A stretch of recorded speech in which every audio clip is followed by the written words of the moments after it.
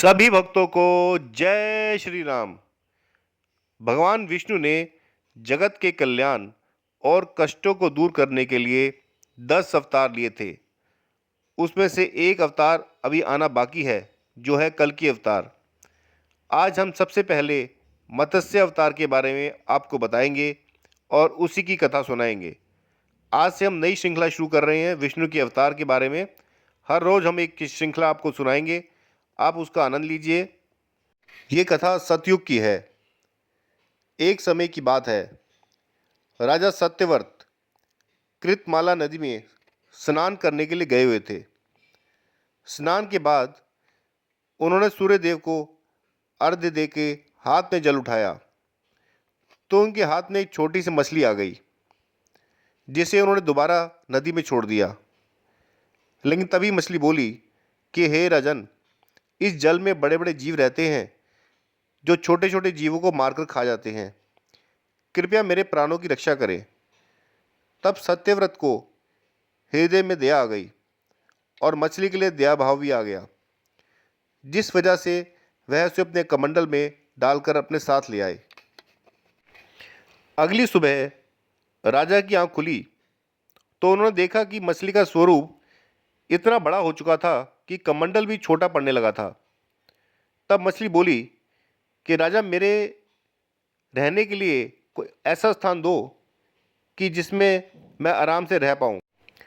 सत्यव्रत एक दयालु राजा थे। उन्होंने मछली को कमंडल से निकालकर एक पानी से भरे बड़े मटके में डाल दिया।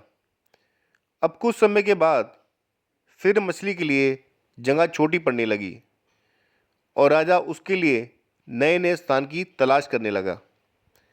ऐसा करते करते मछली का आकार इतना बड़ा हो गया कि उसे दोबारा से एक नदी में डालना पड़ा।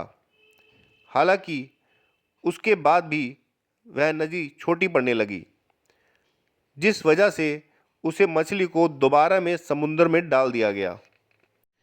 अब ये भगवान की लीला ही थी कि देखते देखते उस मछली के लिए समुद्र भी छोटा पड़ गया। तब सत्यव्रत ने बड़े ही विनम्र स्वभाव में पूछा कि आप कौन हैं जिन्होंने सागर को भी डुबो दिया है। राजा के सवाल का जवाब देते हुए श्री हरि ने कहा कि मैं हयग्रीव नामक दैत्य के वध के लिए आया हूँ, जिसने छल से वेदों को चुरा लिया है और इस कारण जगत में चारों ओर अज्ञानता और अधर्म फैल गया है। उन्होंने आगे कहा कि आज से 7 दिन बाद पृथ्वी पर भयंकर प्रलय आएगी और ये प्रलय इतनी भयंकर होगी कि पूरी पृथ्वी जलमग्न हो जाएगी। जल के अतिरिक्त यहाँ कुछ भी नहीं बचेगा। तब आपके पास एक नाव पहुँचेगी और उस समय आप सभी प्रकार के जरूरी अनाज, औषधि, बीज एवं सप्तऋषियों के साथ उस नाव पर सवार हो जाइएगा। मैं उसी समय आपसे दोबारा मिलूँगा। 7 दिनों बाद पृथ्वी जलमग्न होने लगी। तब सत्यव्रत ने भगवान विष्णु की कही गई सभी बातों को पूरा करते हुए नाव पर सवार हो गए। सागर के भारी वेग से नाव अपने आप चलने लगी। इसी दौरान राजा को विष्णु जी फिर मत्स्य रूप में नजर आए, जिनके दर्शन से वहाँ मौजूद सभी धन्य हो गए। इसके साथ ही भगवान ने हयग्रीव का वध भी कर दिया और वेदों को फिर से ब्रह्मा जी को सौंप दिया और पूरे जगत को हयग्रीव के अत्याचार से भी बचा लिया। ये कथा हमें ये बताती है कि हर प्रलय में, हर मुश्किल में उम्मीद का एक विष्णु जरूर जन्म लेता है। जब जल सब कुछ बहा ले जाए तब विश्वास ही किनारा बनता है। मत्स्य अवतार ने हमें यही सिखाया है, जो सच्चे हैं वही सृष्टि बचाते हैं। अंधकार चाहे कितना भी गहरा हो, प्रकाश विष्णु बनकर लौट ही आता है। इसी के साथ ये कथा हम समाप्त करते हैं।